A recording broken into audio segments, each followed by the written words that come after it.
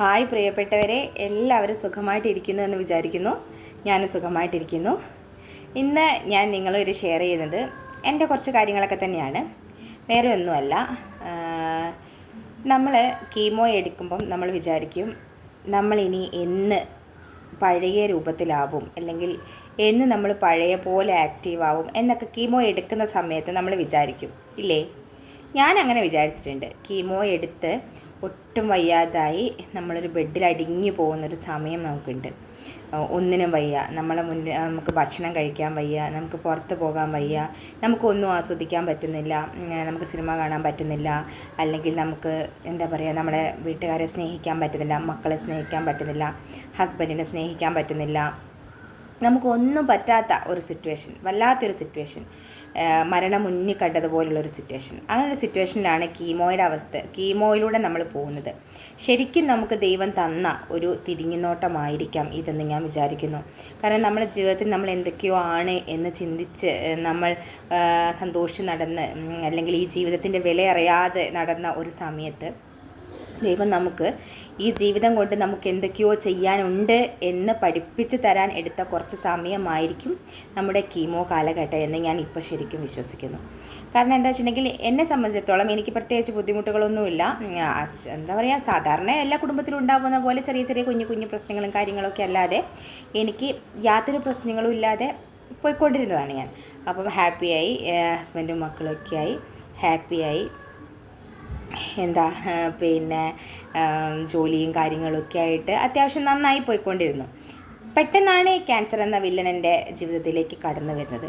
പെട്ടെന്ന് ഞാനൊന്ന് പകച്ചുപോയി. എന്ത് ചെയ്യണം ഇനി, എങ്ങനെയായിരിക്കും ഞാൻ മുന്നോട്ട്, എനിക്കിനി ജീവിതമുണ്ടോ എന്ന് ചിന്തിച്ച ഒരു നിമിഷമാണത്. ഓരോരുത്തരും അങ്ങനെയായിരിക്കുമല്ലോ, ഒരു അസുഖം പെട്ടെന്ന് വരുമ്പം.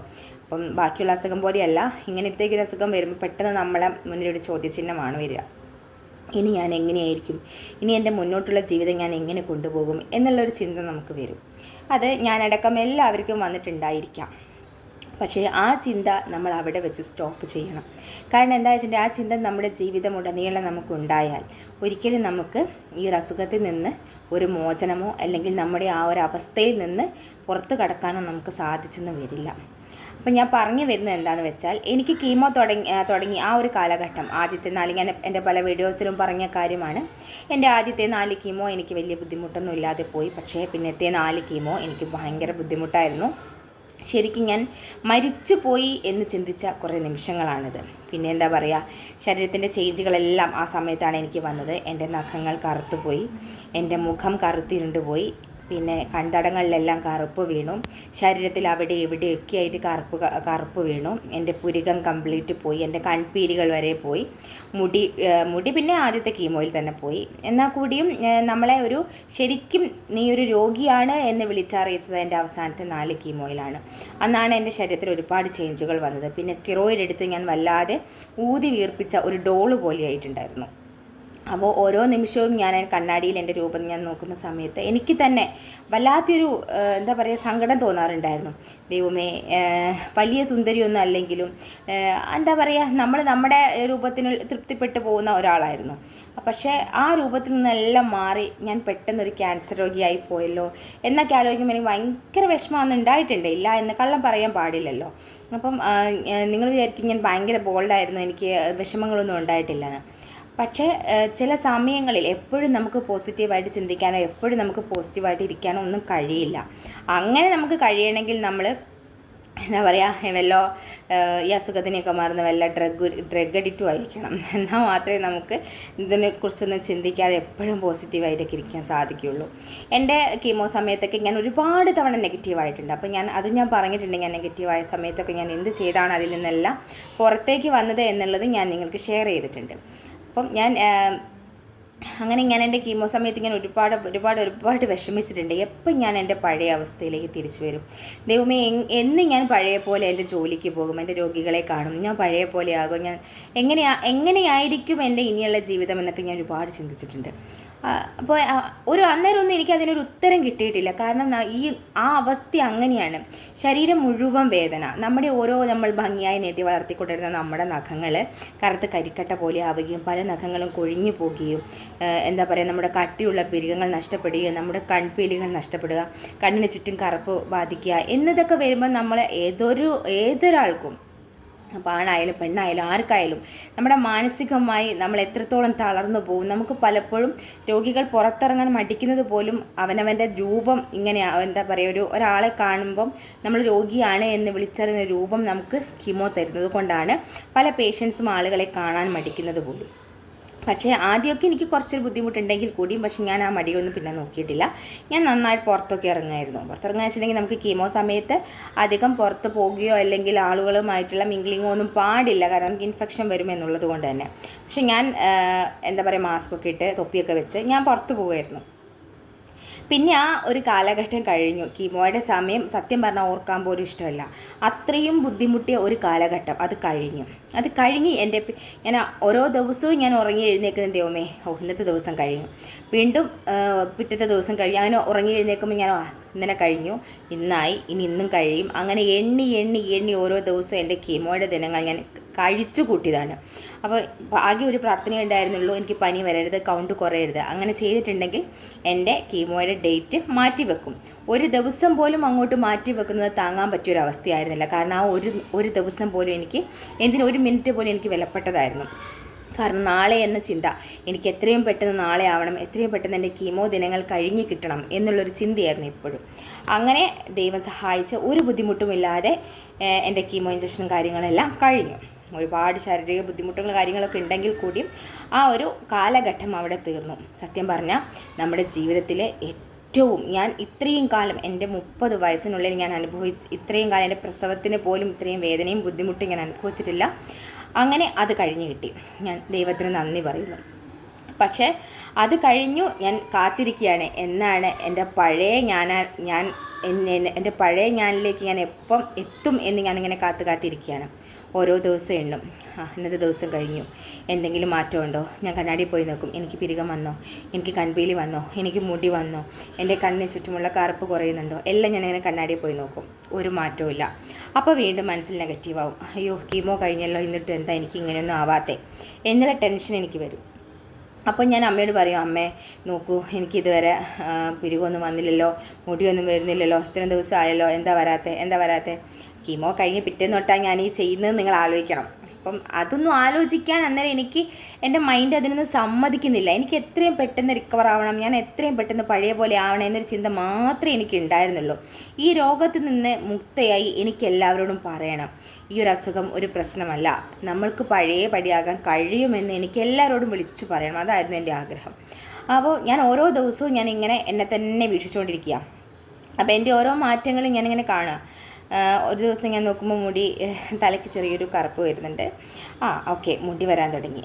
അത് കീമോ കഴിഞ്ഞ് 45 ദിവസം കഴിഞ്ഞിട്ടാണ് എൻ്റെ മുടി പയ്യെ തലയ്ക്കൊരു കറുപ്പ് വന്നതെന്ന് ആലോചിക്കണം. അതുവരെ ഞാൻ ഓരോ ദിവസവും എൻ്റെ തല ഇങ്ങനെ കണ്ണാടിയിൽ പോയി ഇങ്ങനെ നോക്കിക്കൊണ്ടിരിക്കുക. ഇങ്ങനെ വെച്ച് ഞാൻ ഇങ്ങനെ നോക്കും, എൻ്റെ മുടി വരുന്നുണ്ടോ ഇങ്ങനെ നോക്കും. ഒരു മുടിയും വന്നിട്ടുണ്ടാവില്ല. അപ്പോൾ എനിക്ക് ഭയങ്കര വിഷമാവും, മുടി വന്നില്ലല്ലോ എന്ന് വിചാരിച്ചിട്ട്. ഞാൻ ഡോക്ടറോട് ചോദിച്ചു, എൻ്റെ മുടി എന്താ വരാത്തത്? അപ്പോൾ ഡോക്ടർ പറഞ്ഞു, അത് കുറച്ച് ടൈം എടുക്കും, കീമോ കഴിഞ്ഞ് 45 ഡേയ്സൊക്കെ കഴിയണം പയ്യെ മുടി വളർന്ന് തുടങ്ങിയാൽ നന്നായിട്ട് വളർന്നോളും എന്ന് ഡോക്ടർ പറയും. പക്ഷെ എനിക്ക് അതൊന്നും തൃപ്തിയാവില്ല, എന്തുകൊണ്ട് വരുന്നില്ല എന്നുള്ള ടെൻഷനാണ്. അങ്ങനെ അതെല്ലാം കഴിഞ്ഞു, പയ്യെ മുടി വരാൻ തുടങ്ങി. പക്ഷേ ആദ്യം വന്ന മുടിക്ക് വലിയ കട്ടിയൊന്നും ഇല്ലാത്തതുകൊണ്ട് എനിക്ക് 2 തവണ മുടി വടിക്കേണ്ടി വന്നു. അങ്ങനെ പയ്യെ എൻ്റെ രൂപങ്ങളെല്ലാം പഴയതുപോലെ മാറാൻ തുടങ്ങി. അപ്പോൾ എന്താ പറയുക, ഓരോ ദിവസത്തെ നമ്മൾ എന്തെങ്കിലുമൊക്കെ ചെയ്തിട്ടുണ്ടെങ്കിൽ ഇപ്പോൾ ഒരു എന്താ പറയുക, കയ്യിലൊരു മൈലാഞ്ചി ഇട്ടാൽ നമ്മൾ പിറ്റേന്ന് പോയി നോക്കും ചുമന്നോ, അങ്ങനെ കുറച്ച് നേരം കഴിയുമ്പോൾ വീണ്ടും നോക്കും ചുമന്നോ. അങ്ങനെയല്ലേ നമ്മളൊരു കാര്യം നമുക്കിങ്ങനെ പ്രതീക്ഷയോടെ നമ്മൾ കാത്തിരിക്കുകയാണല്ലോ. അതുപോലെയായിരുന്നു ഓരോ ദിവസങ്ങളും. ഓരോന്ന് വന്നോ, കുഞ്ഞുങ്ങളെ പറയും പോലെ കൈ വളരുന്നോ കാല് വളരുന്നോ നോക്കിയിരിക്കുന്ന മാതിരി ഞാൻ എൻ്റെ ഓരോ ദിവസവും ഞാൻ നോക്കിയിരിക്കും. എൻ്റെ പിരികം വരാൻ തുടങ്ങിയോ, എൻ്റെ കൺപീലി വരാൻ തുടങ്ങിയോ, എൻ്റെ കണ്ണിൻ്റെ ചുറ്റിനും കറുപ്പ് പോകാൻ തുടങ്ങിയോ. എനിക്ക് ഭയങ്കര പ്രശ്നമായിരുന്നു എൻ്റെ കണ്ണിൻ്റെ ചുറ്റും കറുപ്പ് വന്നത്. കാരണം നമ്മുടെ മുഖത്തിൻ്റെ രൂപം വരെ മാറ്റുന്ന ഒരു സംഭവമാണല്ലോ കണ്ണിന് ചുറ്റും കറുപ്പ് വരുന്നത്. അതിനെ ഞാൻ ഓരോരുത്തരും ഇങ്ങനെ ചോദിക്കാൻ തുടങ്ങി, ഇത് പോകുന്നില്ലേ എന്ന്, സ്കിന്നിൻ്റെ ഡോക്ടറെ കാണിക്കുകയെന്ന് പറഞ്ഞു. അങ്ങനെ ഞാൻ സ്കിന്നിൻ്റെ ഡോക്ടറെയൊക്കെ കാണിച്ചിട്ട് സ്കിന്നിൻ്റെ ഡോക്ടറിനോട് പറഞ്ഞത്, ഇയാൾക്ക് ഡോസ് കൂടി ഒരു മരുന്നും ഇപ്പോൾ തരാൻ സാധിക്കില്ല, കാരണം കീമോ എന്ന സാധനം ശരീരത്തിൽ കിടക്കുകയാണ്. അതുകൊണ്ട് അങ്ങനെ ഡോസ് കൂടിയതോ അങ്ങനത്തെ ഒന്നും തരാൻ സാധിക്കാത്തത് കൊണ്ട് മൈൽഡായിട്ടുള്ള കുറച്ച് മെഡിസിൻസ് എനിക്ക് തന്നിട്ടുണ്ടായിരുന്നു. അത് ഞാൻ നിങ്ങൾക്ക് കാണിച്ചും തന്നിട്ടുണ്ട്. അതൊക്കെ ഞാൻ യൂസ് ചെയ്തിട്ടുണ്ടായിരുന്നു. അങ്ങനെ വലിയ എഫക്റ്റ് ഒന്നും ഉണ്ടായില്ലെങ്കിലും കുറേശ്ശെ എഫക്റ്റൊക്കെ ഉണ്ടായി എന്ന് വേണമെങ്കിൽ പറയാം. അങ്ങനെ പയ്യെ പോകെ എൻ്റെ രൂപങ്ങൾ മാറി വന്നു. എനിക്ക് കണ്ണിൻ്റെ തടത്തിലെ കറുപ്പ് കുറയാൻ തുടങ്ങി. കട്ടി കുറഞ്ഞതായാലും പിരികൻ നേരിച്ച വരാൻ തുടങ്ങി. പിന്നെ മുടി വരാൻ തുടങ്ങി. കയ്യിലും കാലിലൊക്കെ രോമം വരാൻ തുടങ്ങി. എൻ്റെ ആ വീർത്തിരിക്കുന്ന തടി കുറച്ച് കുറയാൻ തുടങ്ങി. അങ്ങനെ ഞാൻ എൻ്റെ പഴയ രൂപത്തിലേക്കുള്ള ജേർണി തുടങ്ങി എന്ന് എനിക്ക് മനസ്സിലായി. ഓരോ ദിവസവും ഓരോരോ മാറ്റങ്ങൾ. പിന്നെ ഞാൻ എന്താ പറയുക, റേഡിയേഷനൊക്കെ സ്റ്റാർട്ട് ചെയ്തു. റേഡിയേഷൻ്റെ കുറേ ബുദ്ധിമുട്ടുകൾ, പിന്നെ നമുക്കങ്ങനെ നോക്കിയിരിക്കാനുള്ള ടൈം പിന്നെ ഇല്ലായിരുന്നു. ഓരോ ദിവസവും റേഡിയേഷന് പോകണം. റേഡിയേഷൻ കഴിഞ്ഞ് വരുമ്പോൾ കുറച്ച് ക്ഷീണമൊക്കെ ഉണ്ടാവും, കിടക്കും. അങ്ങനെ അതങ്ങനെ മുന്നോട്ട് പോയി. പിന്നെ അത് കഴിഞ്ഞിട്ടാണ് നമ്മൾ ഡ്യൂട്ടിക്ക് ഇറങ്ങുന്നത്. ഡ്യൂട്ടിക്ക് ഇറങ്ങി ഞാൻ ഹാപ്പിയായി. എനിക്ക് പിന്നെ ഒരു കുഴപ്പമില്ല. എന്ന് വെച്ചിട്ടുണ്ടെങ്കിൽ നമുക്കൊന്നും ചിന്തിക്കാൻ നേരം ഉണ്ടാവില്ല. പിന്നെ ഓരോ പേഷ്യൻസിൻ്റെ അടുത്തൊക്കെ പോകുമ്പോൾ അവരിങ്ങനെ പറയും, സിസ്റ്ററിൻ്റെ മുടി വളർന്നല്ലോ, സിസ്റ്റർ കുറേ മാറിയല്ലോ, അന്ന് കണ്ട ആളല്ലല്ലോ എന്നൊക്കെ പറയുമ്പോൾ ഒരു സന്തോഷമാണ്. നമ്മൾ പഴയ നമ്മുടെ ആ ഒരു രോഗി ലുക്കിൽ നിന്ന് മാറി എന്നുള്ളത് കേൾക്കുമ്പോൾ ഒരു സന്തോഷം. അപ്പം ഞാൻ പറഞ്ഞു വന്നത് എന്താണെന്ന് വെച്ചിട്ടുണ്ടെങ്കിൽ, കീമോ സമയത്ത് നമുക്ക് ഒത്തിരി ചേഞ്ചസ് സംഭവിക്കും. നമ്മുടെ ബോഡി നമ്മൾ വിചാരിക്കുന്ന രീതിയിലൊന്നും നിൽക്കില്ല. ഒരുപാട് മാറ്റം. നമ്മൾ രോഗിയാണെന്ന് വിളിച്ചറിയിക്കുന്ന ഒരു ബോഡിയായിരിക്കും നമുക്ക്. അതിലൊന്നും നിങ്ങൾ സങ്കടപ്പെടേണ്ട ആവശ്യമില്ല. കാരണം ഓരോ ദിവസം കഴിയുന്നതോടുകൂടി നമ്മുടെ ശരീരം നമ്മളെ പഴയതുപോലെ തന്നെയാക്കും. പിന്നെ കീമോയുടേതായ ബുദ്ധിമുട്ടുകൾ നമ്മുടെ ശരീരത്തിൽ ഉണ്ടാകും, ഇല്ല എന്നൊന്നും ഞാൻ പറയുന്നില്ല. ഞാൻ പറഞ്ഞല്ലോ, ഒരുപാട് എനിക്ക് കിതപ്പുണ്ട്, ശ്വാസം മുട്ടലുണ്ട്, പിന്നെ ബോഡി പെയിൻ കാര്യങ്ങളെല്ലാം ഉണ്ട്, കാലിനൊക്കെ വേദനയുണ്ട്, ഒരുപാട് ബുദ്ധിമുട്ടുകളുണ്ട്. ഇടയ്ക്കിടയ്ക്ക് തലവേദന വരും, കഴുത്ത് വേദന വരും, കൈവേദന വരും, എല്ലാം ഉണ്ട്. ഇല്ല ഒന്നും ഞാൻ പറയുന്നില്ല. എന്നാലും നമ്മൾ കുറേയൊക്കെ പഴയ ആയിക്കൊണ്ടിരിക്കുകയാണ്. ഇപ്പോഴും ഞാൻ ജേണിയിലാണ്, മുഴുവനായി ആയിട്ടില്ല. ഞാനല്ലായിരുന്നു പഴയ ഞാൻ. നിങ്ങളെൻ്റെ ഫോട്ടോസൊക്കെ കണ്ടിട്ടുണ്ടാവുമല്ലോ. കുറേ ഒരുപാട് മാറിയിട്ടുണ്ട് ഞാൻ. അപ്പം പഴയതുപോലെയൊന്നും ആയില്ലെങ്കിലും, മുടിയൊന്നും അത്രയും വന്നില്ലെങ്കിലും, എന്നാലും നമ്മൾ കുറേയൊക്കെ പഴയതുപോലെ തന്നെ ആവും എന്നാണ് എൻ്റെ പുറമെ വിശ്വാസം. ഓരോരുത്തരും നല്ല കീമോ കഴിഞ്ഞുള്ള ആൾക്കാർ ഒരുപാട് പണ്ടത്തെക്കാൾ സുന്ദരികളും സുന്ദരന്മാരും ആയിട്ടുള്ള ആൾക്കാരും ഉണ്ട് കേട്ടോ. നമുക്ക് സുന്ദരനൊന്നും ആയില്ലെങ്കിലും നമ്മളെ പഴയ കോലത്തിലേക്ക് എത്തിയാൽ മതിയല്ലേ. അപ്പം അങ്ങനെയാണ്. അപ്പോൾ പലരും വിഷമിക്കുന്നൊരു കാര്യമാണ്, അയ്യോ ഞാൻ കീമോയൊക്കെ കഴിഞ്ഞ് എൻ്റെ രൂപമൊക്കെ മാറി, എൻ്റെ സൗന്ദര്യമൊക്കെ പോയി, എന്നെ കാണാൻ ഭംഗിയില്ലല്ലോ എന്നൊക്കെ വിചാരിച്ച് സങ്കടപ്പെടുന്ന ഒത്തിരി പേരുണ്ട്. ആരും സങ്കടപ്പെടേണ്ട. പിന്നെ ഞാനൊരു കാര്യം പറയട്ടെ, ഈ കീമോ ഉണ്ടല്ലോ നമ്മളെ വല്ലാതെ ബോൾഡാക്കും. അതൊരു സത്യമായ കാര്യമാണ്. ഞാനത് ഒരു 90% പേഷ്യൻസിനും കണ്ടിട്ടുള്ളൊരു കാര്യമാണ്. പണ്ട് നമ്മൾ ഇത്രയും ബോൾഡൊന്നും ആയിരിക്കില്ല. ഞാൻ ഇത്ര ബോൾഡായ ആളൊന്നുമല്ലായിരുന്നു. ഇപ്പോൾ ഞാൻ ഒരുപാട് ബോൾഡാന്നല്ല പറയുന്നത്. എന്നാലും നമ്മൾ ഒരുപാട് കാര്യങ്ങൾ പഠിക്കും. നമുക്ക് ഒരുപാട് വേദനകൾ സഹിച്ചും ഒരുപാട് കാര്യങ്ങളിലൂടെ നമ്മൾ പോയി. നമ്മൾ കുറേ നമ്മുടെ മൈൻഡ് പണ്ടത്തെ ആളായിരിക്കില്ല. നമ്മൾ പലപ്പോഴും ഡിപ്പെൻഡ് ചെയ്ത് ജീവിക്കുന്ന ആൾക്കാരായിരിക്കും. നമ്മുടെ മക്കളെയും ഹസ്ബൻഡിനെയും വീട്ടുകാരെയൊക്കെ ഡിപ്പെൻഡ് ചെയ്ത് ജീവിക്കുന്ന ആൾക്കാരായിരിക്കും പലരും. അത് ഞാനടക്കം അങ്ങനെയാണ്. പക്ഷേ ഈ ഒരു രോഗാവസ്ഥയിൽ നിന്ന് നമ്മൾ എഴുന്നേറ്റ് കഴിഞ്ഞാൽ നമ്മൾ ആ ഡിപ്പെൻഡൻസി കുറേ ഒഴിവാക്കും. നമ്മൾ തന്നെത്താൻ കാര്യങ്ങൾ തീരുമാനിക്കാനും തന്നെത്താൻ കാര്യങ്ങൾ ചെയ്യാനുമുള്ളൊരു അനുഗ്രഹം ദൈവം തന്നതുപോലെയാണ് എനിക്ക് തോന്നുന്നത്. അത് സത്യമാണ്. പലരിലും ഞാനത് കണ്ടിട്ടുണ്ട്. അപ്പം നിങ്ങളും അങ്ങനെ തന്നെ ആയിരിക്കും. അതുകൊണ്ട് കീമോ കാലഘട്ടം അതൊരു നമ്മുടെ ജീവിതത്തിലെ മോശം കാലഘട്ടമായിട്ട് ദൈവം നമുക്ക് പുറകോട്ട് തിരിഞ്ഞു നോക്കാൻ, നിനക്ക് ജീവിതത്തിൽ ഒരുപാട് കാര്യങ്ങൾ ചെയ്യാനുണ്ട്, അതുകൊണ്ട് നീ ഈ വേദനകളെല്ലാം സഹിച്ച് നീ നിന്നെ തന്നെ പാകപ്പെടുത്തൂ എന്ന് ദൈവം നമുക്ക് തന്നിരിക്കുന്നൊരു സമയമാണ് നമ്മുടെ ക്യാൻസറിൻ്റെ കാലഘട്ടമായ ഒരു 6-7 മാസം.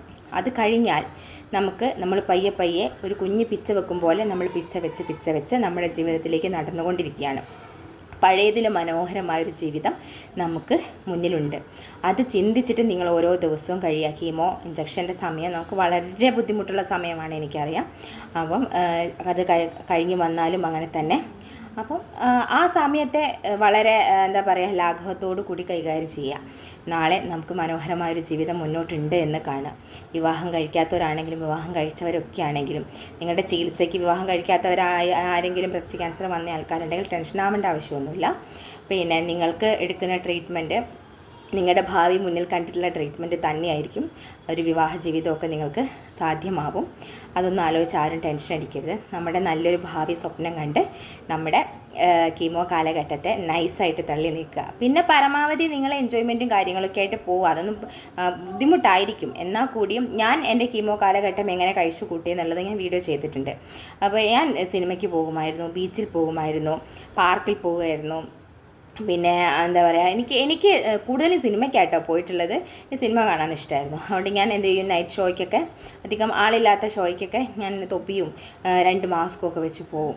അപ്പോൾ അതെൻ്റെ മനസ്സിൻ്റെ ഒരു സന്തോഷമായിരുന്നു. വീട്ടിലിങ്ങനെ അടച്ചിരിക്കുക എന്ന് പറയുന്നത് സത്യം പറഞ്ഞിട്ടുണ്ടെങ്കിൽ നമ്മളെ കൊല്ലുന്നതിന് സമമാണ്. അപ്പോൾ മനസ്സിനൊരു സന്തോഷം കിട്ടാൻ ഞാൻ പുറത്തൊക്കെ പോകുമായിരുന്നു. ഡോക്ടറോട് ചോദിച്ചപ്പോൾ ഡോക്ടർ കുഴപ്പമില്ല, ഇൻഫെക്ഷനൊന്നും ആവരുത് എന്ന് എനിക്ക് ഡോക്ടർ എന്നോട് പറഞ്ഞിട്ടുണ്ട്. ഡോക്ടർക്ക് അറിയാം ഞാൻ ശ്രദ്ധിക്കും എന്നുള്ളത്, ഞാൻ ബോൾഡാണ് എന്ന് ഡോക്ടർക്ക് തോന്നിക്കാണണം. എന്നോട് പറഞ്ഞു എത്രയേ ഉള്ളൂ, ആദ്യമൊക്കെ കാര്യങ്ങളെല്ലാം അറിയാം. അപ്പം ഇയാൾ പുറത്ത് പോകുന്നതിനൊന്നും കുഴപ്പമില്ല, ബട്ട് ഇൻഫെക്ഷനൊന്നും ആവരുത്, പനി വരരുത്, കൗണ്ട് കുറയരുത് എന്നൊക്കെ പറയും. അത്രയേ ഉള്ളൂ. എൻ്റെ ഡോക്ടർ ഭയങ്കര ഫ്രണ്ട്ലി ആയിരുന്നു. അപ്പം പിന്നെ ഫാമിലിയും അത്രത്തോളം സപ്പോർട്ടീവായിരുന്നു. അതുകൊണ്ട് എനിക്ക് എൻ്റെ കീമോ കാലഘട്ടം ശാരീരിക ബുദ്ധിമുട്ടുകൾ മാത്രമേ ഉണ്ടായിരുന്നുള്ളൂ. മാനസികമായി ഞാൻ ഓക്കെ ആയിരുന്നു. പിന്നെ അസുഖത്തിനെ കുറിച്ചുള്ള ടെൻഷൻ എനിക്ക് ഉണ്ടായിരുന്നു. എന്താകും നമുക്കറിയില്ല. കീമോ കഴിയുമ്പോൾ എൻ്റെ ഈ മുഴ ചുരുങ്ങുമോ, എനിക്ക് ബ്രസ്റ്റ് എടുക്കേണ്ടി വരുമോ എന്നുള്ള കുറച്ച് ടെൻഷൻസും കാര്യങ്ങളൊക്കെ ഒഴിച്ചാൽ എൻ്റെ കീമോ കാലഘട്ടത്തിൽ മറ്റു ബുദ്ധിമുട്ടുകളൊന്നും ഉണ്ടായിട്ടില്ല. ഞാനൊരു ഡിപ്രഷനിലേക്ക് വീണ് പോയേനെ. പല സാഹചര്യങ്ങളും ഉണ്ടായിട്ടുണ്ട്. പക്ഷെ അതെല്ലാം ഓവർകം ചെയ്യാൻ എനിക്ക് കഴിഞ്ഞു എന്നുള്ളതാണ് ഞാൻ എൻ്റെ വിജയമായി കണക്കാക്കുന്നത്. അതുകൊണ്ട് നിങ്ങളും കീമോ കാലഘട്ടത്തിനെ വളരെ മനോഹരമായി കൈകാര്യം ചെയ്യുക. നമുക്കേ അത് കഴിയുള്ളൂ, മറ്റാർക്കും അതിന് സാധിക്കില്ല. കൂടെ നിൽക്കുന്നവർ എന്തൊക്കെ പറഞ്ഞാലും നമുക്ക് ചിലപ്പോൾ പോസിറ്റീവായിരിക്കാൻ സാധിച്ചെന്ന് വരില്ല. പക്ഷേ നമുക്ക് പോസിറ്റീവായിട്ടിരിക്കണം എന്നുണ്ടെങ്കിൽ നമ്മൾ തന്നെ ചിന്തിക്കണം. അതിന് ഏറ്റവും നമുക്ക് വേണ്ടത് മനക്കരുത്താണ്.